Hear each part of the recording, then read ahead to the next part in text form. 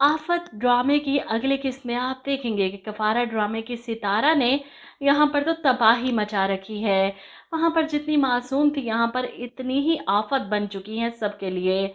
वहाज जो इसे मासूम बेचारी मजलूम समझकर घर वापस लेकर आया था सिर्फ अपनी दादों के लिए, तो यहाँ पर आते ही सबसे पहले वरीशा ने वहाज को ही दादों से दूर कर दिया और वहाज इस चीज़ को बहुत ज़्यादा महसूस करने लगा है। दादों ने जिस तरह इसका हाथ झटक कर वरीशा को पकड़ा, दादो इसे और शिफा को गले लगाने की बजाय वरीशा को पुकार कर अपने पास बुलाती हैं। घर आने के बाद भी वरीशा सबसे पहले इनके गले जाकर लगती है। ये सब कुछ शिफा तो इतना महसूस नहीं कर रही, लेकिन वहाज बहुत ज़्यादा परेशान हो चुका है दादों की वरीशा के लिए मोहब्बत को देखकर। वहीं पहले ही दिन वरीशा ने सब घर वालों को तिगनी का नाच नचा दिया।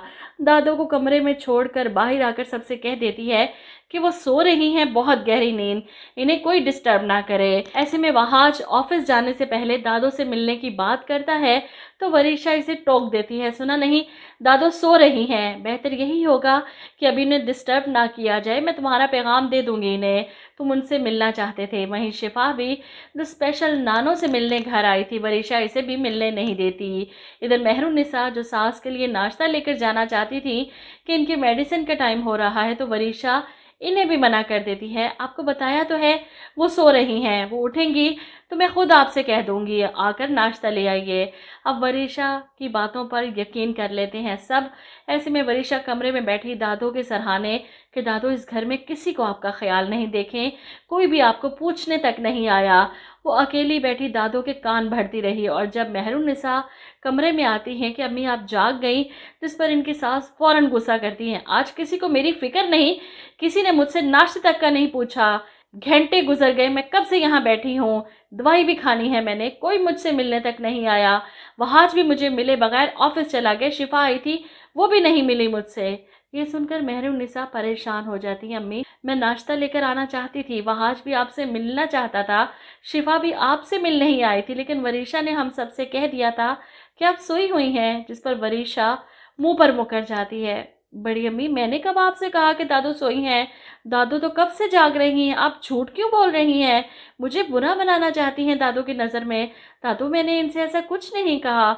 और पहली बार मेहरुन्निसा इस बालिश भरे लड़की के झूठ पर हैरत ज़दा रह जाती हैं, किस तरह सफाई से झूठ बोला इसने। वहीं वहाज परेशान है, दादों से कभी दूर नहीं रहा ना, लेकिन वरीशा ने आते ही इसकी जगह संभाल ली है, दादों के दिल में भी और इनकी ज़िंदगी में भी। ये बात वहाज से हजम नहीं हो रही, लेकिन सिर्फ अपनी दादों की वजह से वो इसे बर्दाश्त कर रहा है। अपनी परेशानी का जिक्र वो शिफा के सामने भी करता है कि मुझे समझ नहीं आ रही, जो उस दिन मैंने वरीशा के घर में देखा, जिस हालत में उसे देखा, क्या वो सच था या सिर्फ ड्रामा था, क्योंकि वरीशा को देखकर मुझे कहीं से भी नहीं लगता कि वो इतनी मजबूर लड़की थी।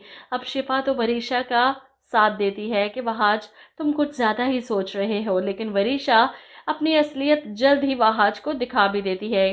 किस बात का गुस्सा दिखाती हो तुम मुझे, जिस पर वहाज खामोशी से इसके सामने से हटना चाहता है। वो गुस्सा नहीं करना चाहता और इसे वो उकसा रही है गुस्सा करने पर, इसीलिए वहाज प्यार से इसे कहता है मेरे सामने से हटो, जाना है मुझे। जिस पर वरीशा जवाब देती है कहीं तुम्हें इस बात का डर तो नहीं कि मैं यहाँ आ गई हूँ, ये सारा तख्तो ताज तुमसे छीन लूँगी जो इतने सालों से तुम यहाँ पर राज कर रहे हो, वो हमेशा तो नहीं करोगे। वहाज को गिरेबान से पकड़ते हुए कहती है सालों पहले तुम्हारे माँ बाप ने मेरे माँ बाप को दूध में से मक्खी की तरह निकाल कर बाहर फेंक दिया।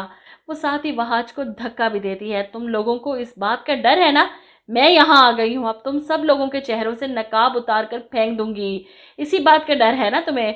वो पूरे तरीके से वहाज को मारती है और इसे रोकने की कोशिश भी करता है। वहाज इस पर पलटकर वार नहीं करता, ना ही चिल्लाता है, क्योंकि अपनी दादों की हालत वो देख चुका था और दोबारा वो गलती नहीं करना चाहता। इस बात का फ़ायदा वरीशा उठा रही है, इसे भड़काने की कोशिश कर रही है कि वो इस पर चीखे चिल्लाए और वो ड्रामा करे। ऐसे में घर के अंदर से कोई आता है, शायद इसके ताया, जिसके सामने वरीशा फ़ौरन अपना अंदाज बदल लेती है। वहाज ये किस तरह की बातें कर रहे हो तुम, अगर तुम चाहते हो मैं इस घर में ना रहूं तो फिर क्यों लेकर आई थी मुझे वापस, रहने देते मुझे वहीं पर, सड़ने देते मुझे, यहाँ लाकर जलील करना था मुझे। वहाज इसके अंदाज पर हैरान रह जाएगा। वहीं मुख्तार साहब वहाज पर नाराज। इन दोनों के जाने के बाद वरीशा अपने झूठ मूठ के आंसू साफ करते हुए खुद को दाद देती है। मुझे तो पता ही नहीं था कि मैं इतनी कमाल की एक्ट्रेस हूँ।